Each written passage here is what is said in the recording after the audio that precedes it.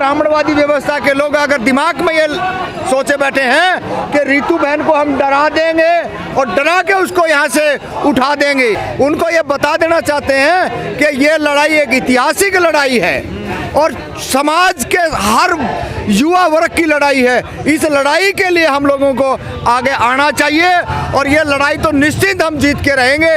कोई इसमें किंतु परंतु का कोई 72 दिन में कहाँ पहुँचा ये आंदोलन? देखिए 72 दिन के अंदर उनको पहली तो एफआईआर दर्ज हुई है, प्रिंसिपल उसके ऊपर एफआईआर होना ये कोई छोटी बात नहीं है। और इतने दिन से डटना, एक ब्राह्मणवादी सिस्टम के खिलाफ खड़ा होना, ये हर किसी की बस की बात नहीं है। लोग 5 लाख 4 लाख पे यहाँ तो के नौकरी ब्राह्मणवाद आएगा, यहाँ भी जातिवाद आएगा। बिल्कुल, यही तो सबसे बड़ी है, जातिवाद, ब्राह्मणवाद और आरएसएस की शाखाएं। आप दिल्ली फैकल्टी 4 नंबर गेट पे आप देख लेना, 4 बजे अगर ना लगे तो ये सारे का सारा जो है वो डराने की पूरी कोशिश कर रहे हैं, वो खरीदने की पूरी कोशिश कर रहे हैं। लेकिन बहुजन समाज के लोग तमाम तरीके से जो न्याय प्रिय लोगों आज भी लड़ रहे हैं और उसका जिंदा जागता उदाहरण है। न्याय मिल पाएगा, बिल्कुल उम्मीद है न्याय मिलेगा और उसी के लिए लड़ रहे हैं। और आने वाली युवा पीढ़ी को एक संदेश है कि लड़के ही नौकरी नहीं न्याय चाहिए। क्या नौकरी नहीं न्याय चाहिए, इसीलिए कह रहे हैं नौकरी का मामला बाद का है। पहले तो जो समाज के अंदर जो ऊंच नीच की जो भावना रखी गई है वो समानता में होनी चाहिए और सामाजिक न्याय होना चाहिए। लेकिन बहुत सारी चीजें ऐसी हैं जो लोगों को लारे लप्पे दे करके ब्राह्मणवाद की तरफ धकेलने का जो काम किया जा रहा है। बात तो नौकरी की है ना सारी।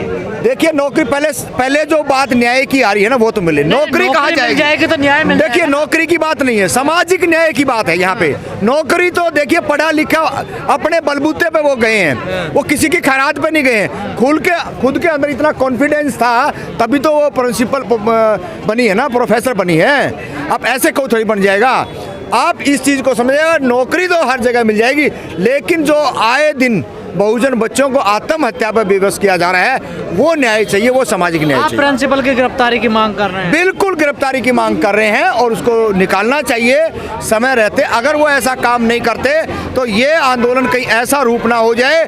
शाहीन बाग का एक आंदोलन था जो एक जगह से शुरू हुआ था और पूरे देश के अंदर फैल गया, और हो सकता है आज एक कॉल और बड़ी यहाँ से ना हो जाए कि तमाम जो लोग जहाँ से भी आए हैं वो जाके अपने सेक्टर 8 पे जाके धरना प्रदर्शन और परमानेंटली पड़ाव लगाएं, ताकि इस देश के हर मनुवादी को ये पता लगे कि इस देश के अंदर बहुजन समाज अभी जिंदा है। लेकिन आप भी जानते हैं जितना आंदोलन लंबा चलेगा उतना ही कमजोर होगा। देखिए ये गलतफहमी आपके दिमाग से निकाल देते हैं हम। जितने लंबे आंदोलन चले हैं उनका इतिहास है और सरकारों को मुक्की खानी पड़ी है और झुकना पड़ा है। किसी आंदोलन की बात करोगे, एक आंदोलन को आप बता दिए जो लंबा आंदोलन चला और जो आंदोलन खत्म हो गया। आंदोलन से नेता निकलते हैं, आंदोलन से प्रवक्ता निकलते हैं, आंदोलन से क्रांतिकारी निकलते हैं, आंदोलन से लोग जेलों में जाते हैं और उसके बाद में सरकार के ऊपर शेरों की तरह टूट पड़ते हैं। तो नेता निकलेंगे अब यहाँ से? बिल्कुल निकलेंगे, क्यों नहीं निकले? नेतागिरी उनके पाप होती है क्या? बीजेपी आरएसएस वालों के हैं, कांग्रेस वालों के हैं क्या? बहुजन समाज इस देश के अंदर गुड़ खा के सोया हुआ है। बहुजन समाज के अंदर वो ताकत आज हमारी पहली पीढ़ी, आज हमारी वो पहली पीढ़ी है जो दिल्ली यूनिवर्सिटियों के गेटों में घुसी है। हमने तो आज से पहले ना तो प्रेस नोट बनाना आता था, ना हमने ज्ञापन देना आता था, ना हमने भाषण देने आते थे, ना हमने धरने देने आते थे। लेकिन आज हमने सारी चीजें समझ ली है और सीख ली है। इनके हलक में हाथ दे के न जुबान निकाल लेवांगे अगर हमारे अधिकारों पर हाथ डालेंगे। 72 दिन से कह रहे हैं आप, रोज कहते हैं ये। देखिए 72 दिन से नहीं करे, 72 दिन का रिजल्ट देख लिए। मैं कह रहा हूँ आपके कैमरामैन से बारी कैमरा घुमा के दिखा दें। वो हजारों 5 बटालियन यहाँ की फोर्स लगा रखी है। क्या जरूरत है भाई?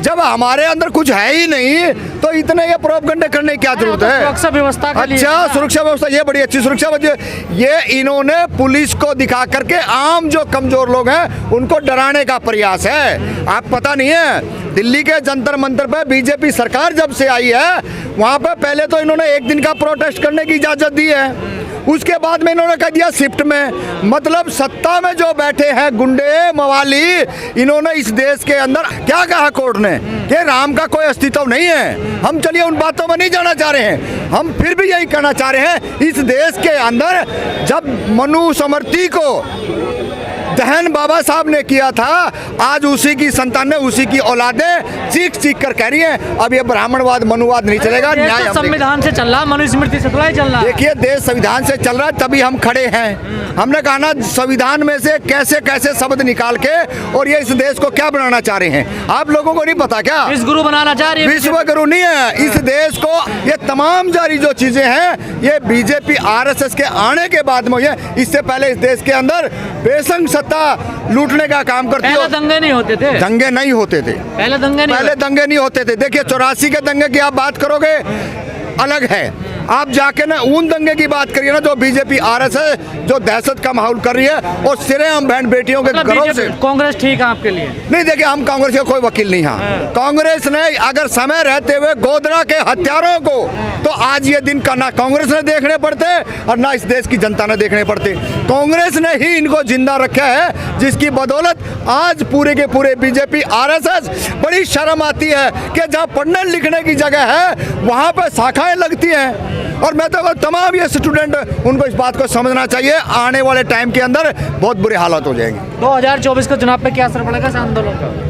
देखिए 2024 के ऊपर आंदोलन से असर पड़ेगा वो एक अलग मामला है, लेकिन 2024 के अंदर बीजेपी का बिल्कुल खात्मा होने वाला है। गठबंधन की जहां तक बात है, तमाम सारे विपक्षी पार्टियां, क्षेत्रीय दल हैं, वो एक जगह आकर के और जरूर इस बीजेपी को भगाने का काम करेंगे। डॉक्टर रितु का समर्थन बीएसपी वाले भी करने आ रहे हैं लगातार कई बार। देखिए ये सामाजिक न्याय की लड़ाई है, यहाँ पर सबका वेलकम है। आप बीएसपी वाले आए, कांग्रेस वाले आए, जेजेपी वाले आए, और हम तो उनको निकम्मे नालायक जलीलों को भी कह रहे हैं, आरएसएस बीजेपी वालों को भी कह रहे हैं आइए तुम्हारे अंदर थोड़ी न्यायप्रिय लोग हो तो आप करिए समर्थन, क्योंकि वो कर नहीं सकते। कांग्रेस वाले और आए हैं क्या? बिल्कुल आएंगे, आए हैं। सभी लोगों को आना चाहिए। जहां न्याय की बात हो, बहन बेटियों पे जुल्म की बात हो, तो सभी लोग शाहीन बाग की तरह खड़े होना चाहिए। और इस आज के आंदोलन से, न्याय अधिकार मार्च से आज ये साबित होगा कि तमाम जो न्यायप्रिय जो लोग आए हैं वो जाके अपने अपने जिले में इसी तरीके से धरना दे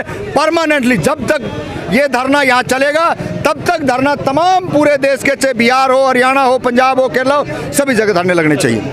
देखिए न्याय बिल्कुल मिलेगा। न्याय अधिकार मार्च आज है, 72 दिन हो चुके हैं और आप पीछे कैमरे के देख सकते हैं सामने के लोग लगातार, चाहे हरियाणा से हो, पंजाब से हो, दिल्ली से हो, तमाम जो न्यायप्रिय लोग हैं वो आज अधिकार मार्च के अंदर शामिल हैं। और इस लड़ाई के अंदर, लड़ाई देखिए बहुत सारी लड़ाइयाँ आप लोगों ने देखी है। सबसे लंबा इस सरकार के अंदर बीजेपी ने जो किया, जो पूरे देश की राजधानी घेर के रखी थी, उसी को लेकर के सरकार डरी नहीं। सरकार ने इतना कुछ आम जनमानस को लूटने का काम किया, उसको हराने का, हरासमेंट का काम किया, लेकिन वो इस देश के किसान थे, मजदूर थे, वो डरे नहीं और डटे रहे, दिल्ली को बंद किया। ये जो न्याय अधिकार मार्च है क्या होगा, इससे क्या देखिए होगा? मैं वही कहना चाह रहा हूँ, इस शाहीन बाग भी हुआ, यहीं पे ही किसान आंदोलन हुआ है, तमाम सारे आंदोलन हुए, लेकिन ये बहुजन समाज के लोग कहीं पर भी झुके नहीं, ना ही बिके। तो वही है ये अधिकार।